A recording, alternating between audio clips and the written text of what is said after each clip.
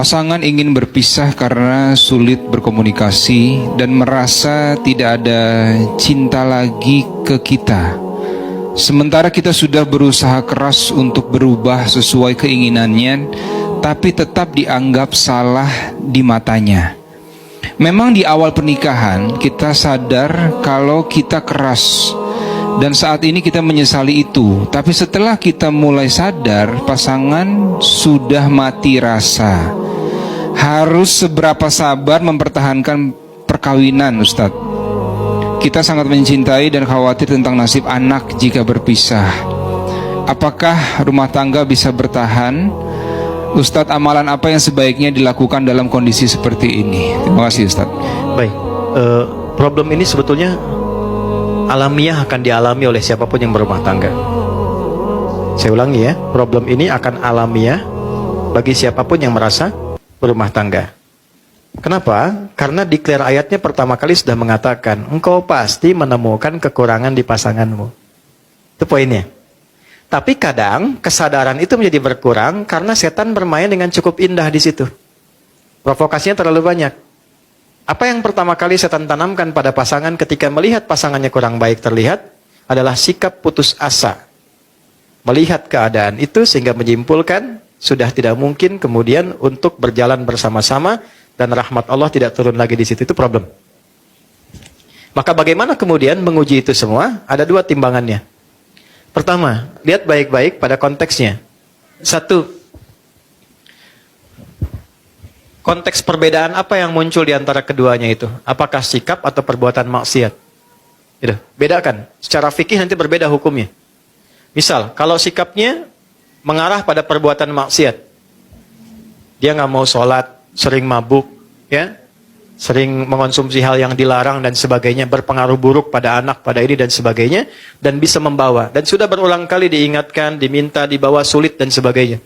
Ya, mau direhab dan sebagainya, sulit misalnya dan seterusnya. Nah, sementara pengaruh-pengaruhnya tetap kuat dalam kehidupan keluarga dan bisa menjauhkan. Yang paling utama adalah ya dari ketaatan kepada Allah Subhanahu wa taala. Maka muncul skema nanti. Dan cara skemanya Quran surah keempat ayat 34 sampai 35. Puncaknya nanti di Quran surah ke-65-nya dengan namanya langsung. Ayat 34, ayat 35 memberikan jalan keluar. Satu, dari komunikasi fa'idhuhunna. Dua, wahjuruhunna fil madaji, mengecek cintanya masih ada atau enggak. Pisah dulu, dari pisah tempat tidur, pisah ruangan, sampai yang satu dulu ke rumah ibunya atau ke bapaknya. Untuk ngecek ada kepedulian enggak? Tanya enggak? Kan? Masih peduli enggak? Dan seterusnya. Enggak ada sama sekali, tetap larut dalam perbuatannya. Masuk yang kedua, ayat 35. Fa in khiftum shiqaqa bainihima fab'athu hakaman min ahli wa hakaman min ahliya. Kalau enggak bisa sendirian menyelesaikan, maka cari ruang kepada pihak yang ketiga. Pertama paling dekat keluarga, wali dulu. Kalau enggak ketemu, yang disepakati oleh keduanya, yang dipercaya. Ustadz siapa, teman siapa, si fulan, yang memang pendapatnya bukan untuk dibagi, tapi memberikan kontribusi. Enggak ketemu di sini, masih belum berubah dari maksiatnya, naik ke sini puncaknya. Sudah dengan keluarga bertemu, nggak bisa berubah, nggak bisa apa, tetap jauh, tetap menjauhkan juga dari Allah, maka muncul yang terakhir. Skema tolak. Ditolak pun ada tahapan, nggak bisa langsung tolak. Kasih pelajaran pertama, suami menolak. Kalau nggak mau, muncul khulu, istri mengajukan. Kalau istri mengajukan, sifatnya fasakh, dipisahkan oleh hakim. Ya, dipisahkan ini nggak seperti talak yang biasa. Kalau yang biasa, rujuk sekali, memperbaiki. Itu rujuk, itu jangan dipandang rujuk, nggak begitu. Ya, 3 kali suci itu diberi jeda supaya berpikir. Jadi spirit tolak awalnya bukan memisahkan, awalnya menyatukan.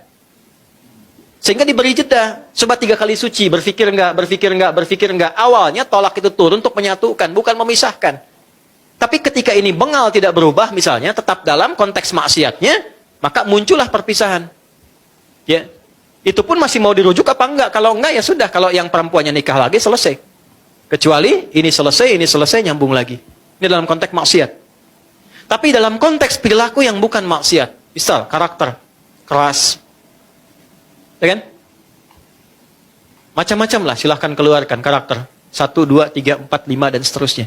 Sepanjang itu karakter, maka balik ke ayat tadi. Aku pasangkan, kata Allah, dia dengan karakternya kepadamu, karena hanya engkau yang bisa mendulang pahala dari sifat kurangnya, untuk mengeluarkan sifat baikmu. Pahalanya ada di situ. Kan pengen surga, pengen baik, pengen mulia. Tapi bukan berarti terus-terusan begitu, bukan. Nanti ada jalannya. Ada jalannya. Maka yang pertama apa yang harus dilakukan? Satu, serahkan dulu kepada Allah dengan menerima. Ya Allah, terima kasih Engkau kirimkan dia untukku. Ya kan? Bukan yang lainnya. Untuk meningkatkan sisi-sisi positif yang mungkin aku bisa tampilkan dalam kehidupan. Satu poin. Dua, saya agak cepat. Minta sama Allah, doa. Ya Allah, Engkau kirimkan dia kepada aku, bukan pada yang lain. Dan Engkau janjikan dalam keberpasangan ini untuk saling menyempurnakan. Mohon turunkan sifat kerasnya menjadi lemah lembut. Bagaimana cara melakukannya? Ya, gak usah di depannya. Kok keras amat sih?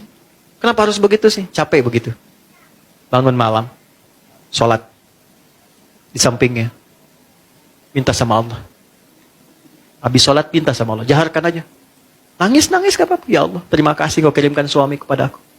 Dia memberikan kebutuhanku, duniaku, semua tercukupi baik untuk anak-anak sebagainya. Cuman mohon ya Allah, Engkau yang maha lembut, lembutkan ia ya Allah. Sebagaimana ibuku bersikap lembut kepadaku, ayahku gak pernah menyakitiku, lembutkan ia ya Allah. Berikan kesabaran kepadaku untuk menerima ia menjadi lebih lembut dalam kebaikanmu. Mintakan. Hari pertama, hari kedua, dan kalimat Qurannya jelas, jangan pernah ada rasa putus asa untuk meminta. Gitu. Hari pertama, mungkin masih tidur. Hari kedua, mungkin dia dengar tapi masih tidur. Hari ketiga, mungkin dia bisa datang memeluk Anda dan minta maaf pada Anda. Ketika ada makhluk yang sulit ditaklukkan dengan makhluk lagi, minta kepada Khalik untuk melembutkan dan menaklukkannya. Itu sudah ditempuh atau belum? Ya kan? 3. Pelan-pelan. Datangi pasangan. Tapi bukan untuk mencari kekurangan. Minta maaf kepadanya. Satu aja dulu. Dan gak usah gengsi. Aku minta maaf. Kalau dengan semua apa yang aku berikan saat ini, belum bisa membuat engkau misalnya menjadi lebih baik, menjadi lebih nyaman dengan saya, menjadi lebih enak dengan saya minta maaf. Kalau saya belum sabar, belum baik, belum ini. Tolong tunjukkan saya bagaimana mesti bersikap. Minimal turunkan dulu tensinya. Setidaknya ada rasa maaf yang turun. Kalau sudah sedikit frekuensinya turun, lebih mudah untuk menatanya. 3, kalau belum bisa dilakukan, terakhir, ayat 35. Faba'athu hakaman min ahlihi wa hakaman min ahliha. Cari orang bijak yang bisa didengar. Kalau 1 dan 2 sudah tidak bisa saling mendengar satu dengan yang lainnya. Cari orang bijak untuk memberikan nasihat-nasihat terbaik.